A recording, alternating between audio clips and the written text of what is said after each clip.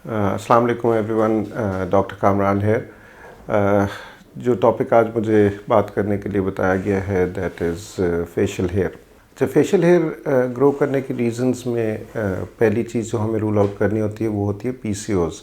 पीसीओज़ is polycystic ovaries, जिसमें ख़वातीन में ये मसला हो सकता है कि उनकी ओवरीज में थोड़ा सा कुछ मसला हो जिसकी वजह से हार्मोनल इम्बैलेंस हो, एंड वो जो है आपका बेसिकली हेयर ग्रोथ की एक रीज़न होती है। अगर वो रूल आउट हो जाए तो उसके अलावा एक हिर्सुटिज़म एक और प्रॉब्लम होती है जिसमें एक्सेसिव बाल होते हैं। अब एक्सेसिव बाल फेस पे नहीं, पूरी बॉडी पे भी होते हैं। सो उसकी रीज़न्स कुछ फ़र्क होती हैं। अगर तो रीज़न हमें पता लग जाती है कि जी क्या रीज़न है, तो फिर उस रीज़न को ट्रीट किए बगैर फेशियल हेयर को ट्रीट करना एक किस्म का इज़ अ वेस्टेड एफर्ट। सो हमारे पास तरीके क्या हैं हेयर को कम करने के लिए, पीसीओज़ को ट्रीट करने के लिए। आपको किसी अच्छे एंडोक्रिनोलॉजिस्ट, गायनेकोलॉजिस्ट या डर्मेटोलॉजिस्ट के पास जाना चाहिए है। वो आपको इसमें हेल्प करेंगे। अगर आपके अंदर मोटापा ज़्यादा है तो उस मोटापे को कम कीजिए। मोटापा कम करेंगे तो आपके हार्मोन लेवल्स ऑटोमेटिकली कंट्रोल में आएंगे और उससे आपकी हेयर ग्रोथ का जो पैटर्न है वो वापस रिवर्सल की तरफ चला जाएगा।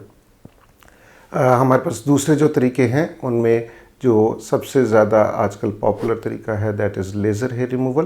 अच्छा, एक बात याद रखिएगा, फेस हेयर चूँकि हार्मोन डिपेंडेंट होते हैं और वो किसी वक्त भी आ जा सकते हैं, तो एक चीज़ तो मैं आप लोगों को क्लियरली बता दूं कि this is not a permanent hair removal.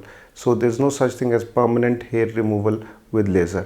Laser से बाल कम हो सकते हैं। दौरानिया बालों का जो है वो भी इंक्रीज़ हो सकता है। जो उनका वक्फ़ा आपका बीच में एक लेज़र सेशन से दूसरे लेज़र सेशन का वक्फ़ा है वो भी इंक्रीज़ हो सकता है, और बालों की मोटाई कम होते होते वो इतने बारीक हो जाए कि आप उनको नॉर्मल एवरीडे लाइफ में भी बर्दाश्त कर सकें।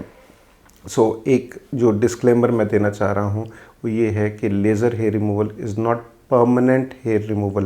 प्लीज़ इस बात को याद रखिएगा। बहुत सारे लोग कहते हैं कि जी नंबर ऑफ़ सेशंस, अब नंबर ऑफ़ सेशंस भी एक बड़ी ट्रिकी सी चीज़ है जी कि कितने सेशन ज़रूरी हैं। 8 से 10 मिनिमम सेशंस होते हैं जो कि रिक्वायर्ड होते हैं। इससे ज़्यादा कोई भी नंबर हो सकता है। नॉर्मली बहुत सारे डिफरेंट किस्म के जगहों पे लेज़र मशीन्स जो कि लग गई हैं, और आप जब उनके पास जाते हैं तो वो आपको कहते हैं कि जी 8 सेशंस में ख़त्म हो जाएंगे, 10 सेशन में ख़त्म हो जाएंगे। ये बिल्कुल गलत है। उनको ख़ुद भी नहीं पता कि कितने सेशंस में ये ख़त्म होंगे। वो सिर्फ ये चाहते हैं कि आपसे 8 महीने के लिए आप उनके पास आते रहें, और जब 8 महीने के बाद आप उनके पास जाते हैं तो फिर उस वक्त आपको कहते हैं कि नहीं, आपकी कोई और रीज़न होगी जिसकी वजह से आपके बाल ख़त्म नहीं हो रहे।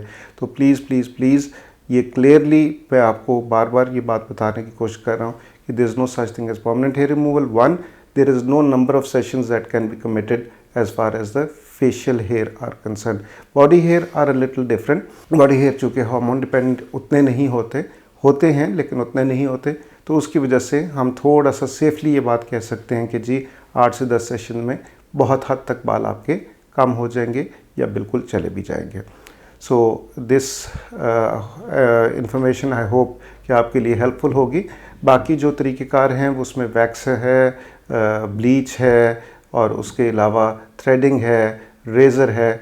अगर आप इन सब चीज़ों को देखें तो इन सब चीज़ों में से सबसे सेफ़ेस्ट ऑप्शन आपके लिए लेज़र है। लेज़र अब बहुत सेफ़ हो चुकी है, और कॉम्पिटेंट हैंड्स के अंदर आपकी स्किन को डैमेज नहीं होना चाहिए। हाँ, थोड़ी सी ड्राइनेस ज़रूर होती है, कई दफ़ा एक्नी प्रोन स्किन होती है तो एक्नी के फ्लेयर होने के भी चांसेस होते हैं। उसके लिए साथ में आपके मुआलिज जो हैं वो आपको दवाई वगैरह बताएंगे ताकि आप उन चीज़ों को कंट्रोल कर सकें। Thank you so much.